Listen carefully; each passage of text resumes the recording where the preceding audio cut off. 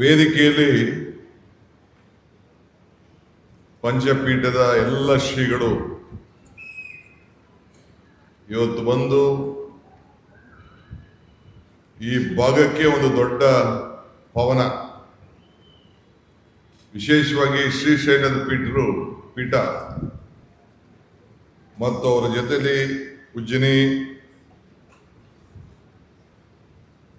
ಕಾಶಿ, ನಮ್ಮ ರಂಭಾಪುರಿಯಿಂದ ಬಂದಿಲ್ಲ ಅಲ್ಲ,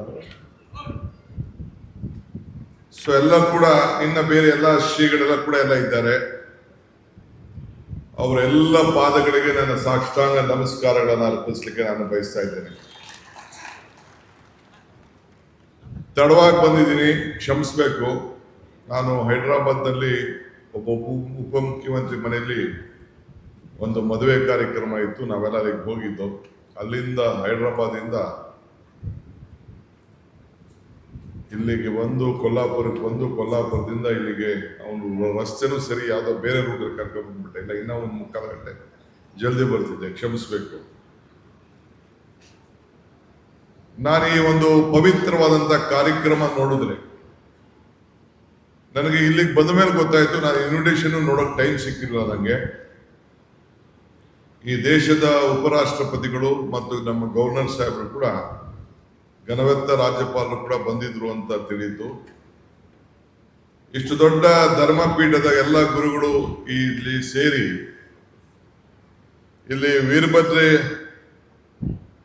ವೀರಭದ್ರೇಶ್ವರ ದೇವಸ್ಥಾನದ ಕಾಡಸಿದ್ದೇಶ್ವರ ಮಠದ ಈ ರಾಜಗೋಪುರ ಲೋಕಾರ್ಪಣೆ ಮತ್ತು ಈ ಧರ್ಮದ ಸಭೆ ಇಲ್ಲಿ ಸೇರಿ 9 ಗಂಟೆ 8 ಗಂಟೆ 9 ಗಂಟೆಯಿಂದನೇ ಇಷ್ಟು ಆದರೂ ಕೂಡ 3 ಗಂಟೆ ಆಗಿದೆ.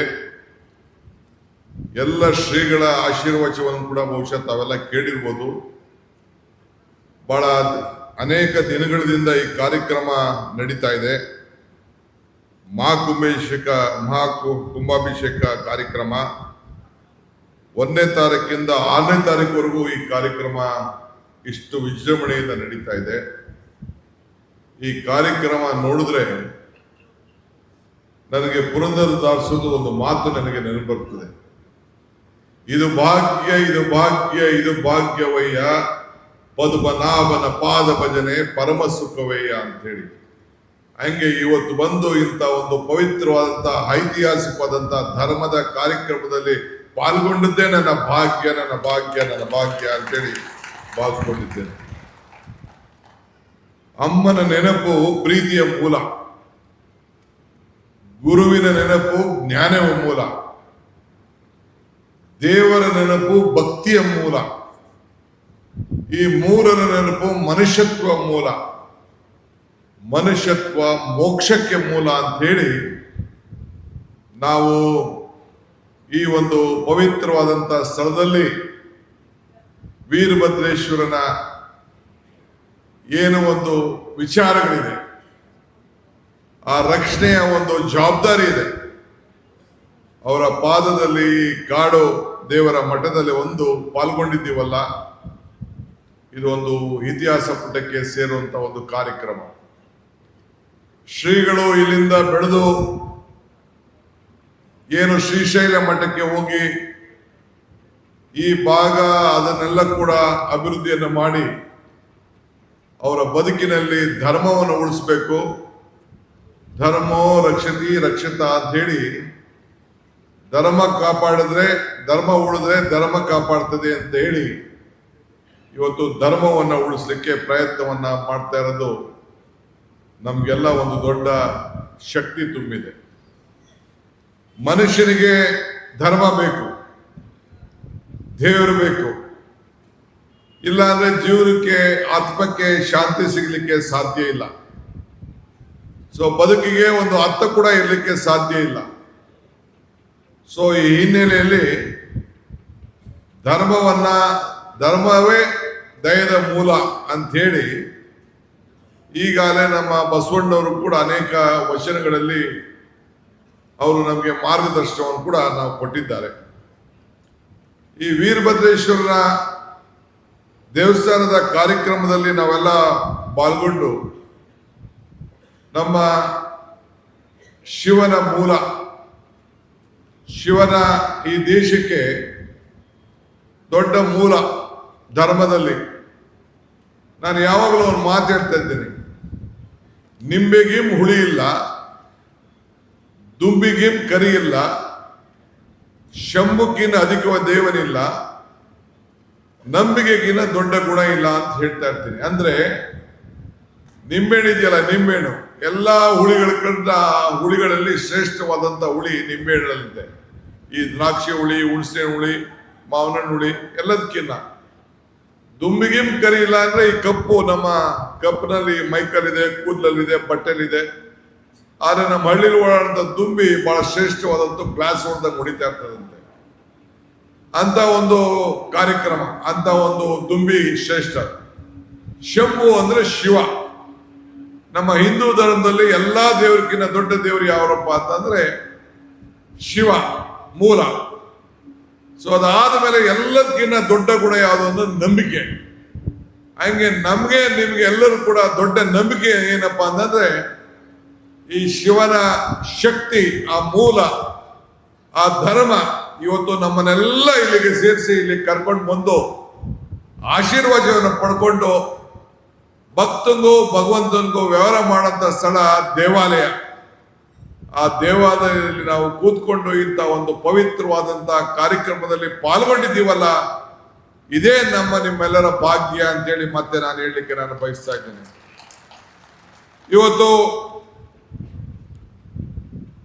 ಅನೇಕ ವಿಚಾರಗಳನ್ನು ನಾವು ನೋಡಿದ್ದೇವೆ. ನಮಗೆ ದೇವರು ವರನೂ ಕೊಡುವುದಿಲ್ಲ, ಶಾಪನೂ ಕೊಡುವುದಿಲ್ಲ, ಅವಕಾಶ ಮಾತ್ರ ಕೊಡ್ತಾನೆ. ಶ್ರೀಗಳು ಹೇಳ್ತಾ ಇದ್ರು ಮಾತಾಡ್ಬೇಕಾರೆ, ಈ ಕ್ಷೇತ್ರದ ಜನಪ್ರಿಯ ಶಾಸಕರು ಮತ್ತು ನಮ್ಮ ವಿಧಾನ ಪರಿಷತ್ತಿನ ಸದಸ್ಯರು ಪ್ರಕಾಶ್ ಹುಕ್ಕೇರಿ ಮತ್ತು ಅವರ ಸುಪುತ್ರ, ನಮ್ಮ ಶಾಸಕನ ಮಿತ್ರ, ಅವರು ಈ ಭಾಗದಲ್ಲಿ ಗಣೇಶ್ ಅವರೆಲ್ಲ ಈ ಒಂದು ಭಾಗದ ಅಭಿವೃದ್ಧಿಗೆ, ಈ ಕ್ಷೇತ್ರ, ಈ ಒಂದು ಧರ್ಮ ಕ್ಷೇತ್ರ ಕೂಡ ಶ್ರೀಗಳ ಮಾರ್ಗದರ್ಶನವನ್ನು ಪಡ್ಕೊಂಡು ಲೋಕ ಕಲ್ಯಾಣಕ್ಕೋಸ್ಕರ ತನ್ನ ಸ್ವಾರ್ಥವನ್ನು ಬಿಟ್ಟು ಇವತ್ತು ಕೊಡುಗೈ ದಾನಿಯಾಗಿ ಇವತ್ತು ಅವರು ಉತ್ತಮವಾದಂಥ ಸಹಾಯವನ್ನು ಮಾಡಿ, ಇದಕ್ಕೆ ನಾನು ಎಷ್ಟು ದಿನ ಇರ್ತೀನಿ ಅದು ಮುಖ್ಯ ಅಲ್ಲ.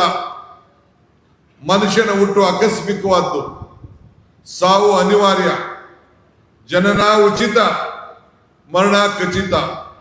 ಈ ಹುಟ್ಟು ಸಾವಿನ ಮಧ್ಯದಲ್ಲಿ ನಾವೇನು ಮಾಡ್ತೀವಿ ಅಂತ ಬಹಳ ಮುಖ್ಯ ಅಂತೇಳಿ ಇವತ್ತು ಅವರ ಬದುಕಿನಲ್ಲಿ ಇಂಥ ಒಂದು ಧರ್ಮದ ಕೆಲಸವನ್ನು ಮಾಡಿ ಸಾಕ್ಷಿ ಗುಡ್ಡೆಯನ್ನು ಬಿಟ್ಟು ಹೋಗಿದ್ದಾರೆ ಅಂತ ಹೇಳಲಿಕ್ಕೆ ನನಗೆ ಬಹಳ ಸಂತೋಷ ಆಗ್ತದೆ. ನಮ್ಮ ಪ್ರಭಾಕರ್ ಕೋರಿ ಅವರು ಕೂಡ ಇಲ್ಲಿದ್ದಾರೆ. ಅವರು ಕೂಡ ಧಾರ್ಮಿಕವಾಗಿ, ಸಾಮಾಜಿಕವಾಗಿ, ಶೈಕ್ಷಣಿಕವಾಗಿ ಇಡೀ ನಮ್ಮ ಕರ್ನಾಟಕ ರಾಜ್ಯದಲ್ಲಿ ಒಂದು ವಿಶೇಷವಾದಂಥ ಶಕ್ತಿ ರೂಪವನ್ನು ಕೊಟ್ಟು ಅವ್ರಿಗೆ ಇದ್ದಂಥ ಜವಾಬ್ದಾರಿಯನ್ನ ಇವತ್ತು ಈ ರಾಜ್ಯಕ್ಕೆ ಶಿಕ್ಷಣ ಕ್ಷೇತ್ರದಲ್ಲಿ ಇವತ್ತು ದೊಡ್ಡ ಕ್ರಾಂತಿಯನ್ನು ಉಂಟು ಮಾಡೋದನ್ನ ನಾವು ಯಾರು ಕೂಡ ಮರಲಿಕ್ಕೆ ಸಾಧ್ಯ ಇಲ್ಲ. ಇವತ್ತು ನಾನು ಇಲ್ಲಿ ಒಬ್ಬ ಮಂತ್ರಿ ಅಂತೇಳಿ, ಡೆಪ್ಟಿ ಚೀಫ್ ಮಿನಿಸ್ಟರ್ ಅಂತೇಳಿ ನಾನು ಇಲ್ಲಿಗೆ ಬರಲಿಲ್ಲ. ನಾನು ಇಂಥ ಒಂದು ಪವಿತ್ರವಾದ ಕ್ಷೇತ್ರದಲ್ಲಿ ಶ್ರೀಗಳು ಮಾಡ್ತಾರಂತ ಕೆಲಸ, ನಮ್ಮ ಈ ಪೀಠ ಮಾಡ್ತಾರಂತ ಕೆಲಸ, ಶ್ರೀಶೈಲ ಪೀಠ ಮಾಡ್ತಾರಂತ ಕೆಲಸ, ಇವನ್ನೆಲ್ಲ ಕೂಡ ನಾನು ತಿಳ್ಕೊಂಡಿದ್ದೇನೆ. ಅವ್ರು ಹೇಳ್ದಂಗೆ, ಶ್ರೀಗಳು ಹೇಳ್ದಂಗೆ ನಾನು ವೀರ ಗಂಗಾಧರಜ್ಜನ ಪರಮ ಶಿಷ್ಯನ. ನಾನು ಅವರ ಮಾರ್ಗದರ್ಶನದಲ್ಲೂ ಕೂಡ ಇವತ್ತು ಹೆಜ್ಜೆಯನ್ನ ಹಾಕ್ತಾ ಇದ್ದೇನೆ. ಇವತ್ತು ಮಾನವ ಧರ್ಮಕ್ಕೆ ಜಯವಾಗಲಿ, ಧರ್ಮಕ್ಕೆ ಇವತ್ತು ನಾವೇನೋ ವಿಶ್ವದಲ್ಲೇ ಶಾಂತಿ ಅಂತೇಳಿ ಅವರು ಒಂದು ಸಂದೇಶವನ್ನು ಕೊಟ್ಟಿದ್ದಾರೆ. ಇವತ್ತು ಅದರಲ್ಲಿ, ಆ ತತ್ವದಲ್ಲಿ ನಾವೆಲ್ಲ ಕೂಡ ಕೆಲಸವನ್ನು ನಾವು ಮಾಡಿಕೊಂಡು ಹೋಗ್ತಾ ಇದ್ದೇವೆ. ಇವತ್ತು ಎಲ್ಲ ಜಾತಿ ಧರ್ಮ ಎಲ್ಲ ಕೂಡ ಬಿಟ್ಟು ಇವತ್ತು ಮಠಕ್ಕೆ ಒಂದೇ ಜಾತಿಯವರು ಹೋಗುದಿಲ್ಲ, ಒಂದೇ ಧರ್ಮಕ್ಕೆ ಹೋಗುದಿಲ್ಲ. ನೆಮ್ಮದಿಯನ್ನ ತಾಳ್ಬೇಕಾದ್ರೆ ನಾವು ಯಾರು ಅರ್ಜಿ ಹಾಕೊಂಡು ಯಾವ ಧರ್ಮದಲ್ಲಿ ಹುಡ್ತೇವೆ ಅಂತ ಯಾರು ಅರ್ಜಿ ಹಾಕೊಂಡಿರ್ಲಿಲ್ಲ. ಧರ್ಮ ಯಾವುದಾದರೂ ತತ್ವ ಒಂದೇ, ನಾಮ ನೂರಾದರೂ ತತ್ವ ಒಂದೇ, ಪೂಜೆ ಯಾವುದಾದರೂ ಭಕ್ತಿ ಒಂದೇ, ಕರ್ಮ ಹಲವಾದರೂ ನಿಷ್ಠೆ ಒಂದೇ, ದೇವನೊಬ್ಬ ನಾಮ ಹಲವು. ಇದರಲ್ಲಿ ನಾವು ನಂಬಿಕೆಯನ್ನು ಇಟ್ಕೊಂಡಿದ್ದೇವೆ. ಶಿವನಿಗೆ ನೂರಾರು ಹೆಸರಿನಲ್ಲಿ ನಾವು ಕರೀತೇವೆ, ವಿಘ್ನೇಶ್ವರಿಗೆ ನೂರಾರು ಹೆಸರಿನಲ್ಲಿ ನಾವು ಕರೀತೇವೆ, ಶಕ್ತಿ ದೇವತೆಗೆ ಹೆಣ್ಣಿಗೆ ನೂರಾರು ಹೆಸರಲ್ಲಿ ನಾವು ಕರೀತೇವೆ. ಆದರೆ ಮೂಲವಾಗಿ ನಾವು ಆಚಾರ ವಿಚಾರಗಳನ್ನ ಎಲ್ಲ ತತ್ವದಲ್ಲೂ ಕೂಡ ಒಂದೇ ನೀತಿಯನ್ನ ಎಲ್ಲರಿಗೂ ಕೂಡ ಸಹಬಾಳ್ವತೆಯನ್ನ ಕಾಪಾಡ್ಕೊಳ್ಳುವಂತ ಕೆಲಸವನ್ನ ಇವತ್ತು ನಾವು ಮಾಡಿಕೊಂಡು ನಮ್ಮ ಪೀಠಗಳು ಮಠಗಳು ಕಾಪಾಡ್ಕೊಂಡು ಹೋಗ್ತಾ ಇದೆ. ಆದ್ರಿಂದ ಇವತ್ತು ತಮ್ಗೆ ಹೇಳೋದಿಷ್ಟೇ, ಇವತ್ತು ನಾನು ತಾವು ಮಾಡೋಂಥ ಕೆಲಸಗಳಲ್ಲಿ ಇವತ್ತು ತಾವೆಲ್ಲ ಉತ್ತಮವಾಗಿ ಈ ಸಮಾಜ ಸೇವೆಯನ್ನ ಮಾಡಲಿಕ್ಕೆ ಹೋಗ್ತಾ ಇದ್ದೀರಿ. ಭವ್ಯವಾದಂಥ ರಾಜಗೋಪುರ ಕಟ್ಟಿಸಿದ್ದೀರಿ ಎಲ್ಲ ಸೇರಿ. ಈ ಕಟ್ಟಡವನ್ನು ಭವ್ಯವಾದಂಥ ಸಮುದಾಯ ಭವನ ಕೂಡ ಇವತ್ತು ಲೋಕಾರ್ಪಣೆ ಆಗ್ತಾ ಇದೆ. ವೀರಭದ್ರ ಸ್ವಾಮಿಗಳಿಗೆ ಅವರು ಏನು ನಮಗೆ ರಕ್ಷಕರಾಗಿ ಇವತ್ತು ನಿಂತಿದ್ದಾರೆ, ಅವ್ರಿಗೆ ನಮನವನ್ನ ಸಲ್ಲಿಸಲಿಕ್ಕೆ ನಾವೆಲ್ಲ ಇವತ್ತು ಇಲ್ಲಿ ಇದ್ದೇವೆ. ಆದ್ರಿಂದ ಇವತ್ತು ನಮ್ಮ ಪಂಚಪೀಠದ ಧರ್ಮಶ್ರೀಗಳು ಇಡೀ ದೇಶದಲ್ಲೇ ಒಂದು ಇತಿಹಾಸವನ್ನ ಎಲ್ಲ ಉಜ್ಜಿನಿ ಇರ್ಬೋದು, ರಂಭಾಪುರಿ ಇರ್ಬೋದು, ನಮ್ಮ ಕಾಶಿ ಇರ್ಬೋದು, ಶ್ರೀಶೈಲ ಇರ್ಬೋದು, ಇವೆಲ್ಲ ಕೂಡ 5 ಪೀಠಗಳು ಇಡೀ ದೇಶಕ್ಕೆ ಒಂದು ದೊಡ್ಡ ಶಕ್ತಿಯನ್ನ ಕೊಟ್ಟು ಮಾರ್ಗದರ್ಶನವನ್ನು ಕೊಟ್ಟು ನಾವೆಲ್ಲ ನೆಮ್ಮದಿಯಾಗಿ ಬದುಕಲಿಕ್ಕೆ ಮಾರ್ಗದರ್ಶನವನ್ನು ಕೊಡ್ತಾ ಇದ್ದಾರೆ. ಇದನ್ನ ಉಳಿಸ್ಕೊಂಡು ಹೋಗ್ಬೇಕು. ನಮ್ಮ ಹಿರಿಯರು ಹೇಳಿದ್ದಾರೆ, ಮನೆ ಊಟ ಹುಷಾರೋ ಮಠ ಹುಷಾರೋ ಅಂತೇಳಿ. ಹಾಗೆ ನಮ್ಮ ಮಠಗಳನ್ನ ಪೀಠಗಳನ್ನ ನಮ್ಮ ಸಂಸ್ಥೆಗಳನ್ನ ಏನು ಭಗವಂತ ನಿಮ್ಗೆ ಎಷ್ಟು ಬೇಕಾದ್ರೂ ಸಂಪಾದನೆ ಮಾಡುವಂತ ಶಕ್ತಿ ಕೊಡ್ತಾನೆ. ಆದರೆ ಮಾನಸಿಕವಾಗಿ ನೆಮ್ಮದಿ, ಧೈರ್ಯ, ಆತ್ಮಶಕ್ತಿಯನ್ನ ಕೊಡ್ಲಿಕ್ಕೆ ಇಂಥ ಪೀಠಗಳಿಂದ ಆಶೀರ್ವಾದ, ರಕ್ಷಣೆ, ಇಂಥ ಧರ್ಮಗುರುಗಳಿಂದ ಮಾರ್ಗದರ್ಶನ ಈ ಸಮಾಜಕ್ಕೆ ಬಹಳ ಅವಶ್ಯಕತೆ ಇದೆ. ಅದಕ್ಕೆಲ್ಲ ನೀವೆಲ್ಲ ಪ್ರೋತ್ಸಾಹವನ್ನು ಕೊಡಬೇಕಾದ್ದು ನಮ್ಮೆಲ್ಲರ ಕರ್ತವ್ಯ. ನಾನು ಯಾವಾಗಲೂ ಹೇಳ್ತಾ ಇದ್ದೀನಿ, ರಾಜಕಾರಣದಲ್ಲಿ ಧರ್ಮ ಇರಬೇಕೇ ಹೊರತು ಧರ್ಮದಲ್ಲಿ ರಾಜಕಾರಣ ಇರಬಾರ್ದು ಅನ್ನೋದು ಮಾತನ್ನ ಹೇಳ್ತಾ ಇದ್ದೀನಿ. ಇವತ್ತು ಹಂಗೆ ನಾವೆಲ್ಲ ಇವತ್ತು ಇಂಥ ನಮ್ಮ ಧರ್ಮಗಳನ್ನ ಉಳಿಸ್ಕೊಂಡು ಹೋಗ್ಲಿಕ್ಕೆ ನಾವೆಲ್ಲ ಪ್ರಯತ್ನವನ್ನು ಮಾಡಬೇಕು. ನಾನು ಅದಕ್ಕೆ ಎಷ್ಟೇ ಇದ್ರು ಕೂಡ ನಮ್ಮ ಪ್ರಕಾಶ್ ಹುಕ್ಕೇರಿಯವರು ಮತ್ತು ನಮ್ಮ ಗಣೇಶ್ ಹುಕ್ಕೇರಿಯವರು ಒಂದು 20 ಸಾರಿ ಫೋನ್ ಮಾಡಿದ್ರು, ಈ ಕಾರ್ಯಕ್ರಮಕ್ಕೆ ಬರಲೇಬೇಕು ಅಂತೇಳಿ. ಇವತ್ತು ಕ್ಯಾಬಿನೆಟ್ ಮೀಟಿಂಗ್ ಇದೆ, ಯಾವುದೋ ಒಂದು ಎಮರ್ಜೆನ್ಸಿ ವಿಚಾರ ಕ್ಯಾಬಿನೆಟ್ ಮೀಟಿಂಗ್ ಇದೆ, ಬೆಳಗ್ಗೆ ಬಜೆಟ್ ಇದೆ. ಮುಖ್ಯಮಂತ್ರಿಗಳು ಇಲ್ಲ ಬರಲೇಬೇಕು, ಇಲ್ಲ ನಾನು ಆ ಕಾರ್ಯಕ್ರಮಕ್ಕೆ ಹೋಗ್ಲೇಬೇಕು, ನಾನು ಮಾತು ಕೊಟ್ಟಿದ್ದೀನಿ, ನೀವು ಮುಂದಕ್ಕೆ ಹಾಕಿ ಅಂತೇಳಿ 6 ಗಂಟೆಗೆ ಕ್ಯಾಬಿನೆಟ್ ಅನ್ನ ಪೋಸ್ಟ್ಪೋನ್ ಮಾಡಿಸಿದ್ದೇನೆ. ಸೊ ಅದಕ್ಕೆ ನಾನು ಜಾಸ್ತಿ ಹೊತ್ತು ಇರ್ಲಿಕ್ಕಾಗಲ್ಲ. ಶ್ರೀಗಳು ಹೇಳ್ದಂಗೆ ಅಲ್ಲಿಗೆ ಹೋಗಿ ನಾನು ಉದ್ಘಾಟನೆ ಮಾಡೋದಿದ್ರೆ ಇಲ್ಲ, ಇಲ್ಲಿಂದನೇ ಉದ್ಘಾಟನೆ ಮಾಡಿದ ಆ ಕಾರ್ಯಕ್ರಮವನ್ನು ಮುಗಿಸಿ ನಾನು ಜಲ್ದಿ ಹೋಗ್ಬೇಕಾಗಿದೆ. ಆದ್ರೆ ಇಂಥ ಒಂದು ನೀವೆಲ್ಲ ಇಷ್ಟೊತ್ತು ತಾವು ಕಾಯ್ಕೊಂಡು ನನ್ನ 4 ಮಾತನ್ನ ಕೇಳಲಿಕ್ಕೆ, ಶ್ರೀಗಳ ಆಶೀರ್ವಾದ ಪಡ್ಲಿಕ್ಕೆ ತಾವೆಲ್ಲ ಇದ್ದಿದ್ರಲ್ಲ, ಇದು ಬಹಳ ಸಂತೋಷವಾದಂಥ ವಿಚಾರ ಅಂತ ಹೇಳಿ, ಬೇರೆ ಸಂದರ್ಭದಲ್ಲಿ ನೀರಾವರಿ ಇಲಾಖೆಗೆ, ಈ ಭಾಗದ ಅಭಿವೃದ್ಧಿಗೆ, ಈ ರಾಜ್ಯದ ಅಭಿವೃದ್ಧಿಗೆ ನನಗೂ ಇದೊಂದು ಜಿಲ್ಲೆ, ಚಿಕ್ಕೋಡಿ ಜಿಲ್ಲೆ ಆದಷ್ಟು ಜಲ್ದಿ ಆಗ್ಬೇಕು ಅನ್ನೋದು ನನಗೆ ಆಸೆ ಇದೆ. ಆದಷ್ಟು ಜಲ್ದಿ ಅದಕ್ಕೆ ತೀರ್ಮಾನವನ್ನು ನಾವು ಸದ್ಯದಲ್ಲೇ ಮಾಡೋಂಥ ವಿಚಾರದಲ್ಲಿ ನಾವು ಇದ್ದೇವೆ.